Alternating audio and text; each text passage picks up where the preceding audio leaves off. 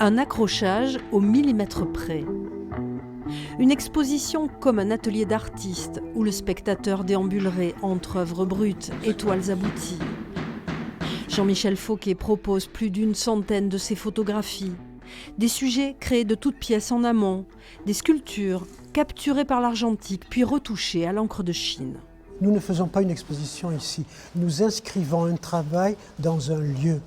Ce n'est pas une exposition, c'est l'inscription d'un travail dans un lieu. C'est pour ça que ça s'appelle le Grand Atelier ? Exactement, et ça c'est vrai que c'est Marc qui l'a trouvé aussi, parce que ce grand atelier, je veux dire, il cristallise toute le foisonnement de mon travail. L'artiste ne photographie pas le réel, sa vérité est fantasmée. Son inspiration fait appel à notre imaginaire, à nos rêves ou à nos cauchemars. Un travail sophistiqué, déroutant mais captivant. De la photo, de la sculpture, de la peinture, en même temps des jus, de la cire, des encres. Enfin, c'est un travail très, très élaboré qui se situe entre le travail du photographe, du peintre, etc., pour livrer des objets qui sont uniques, qui ressemblent à rien d'autre.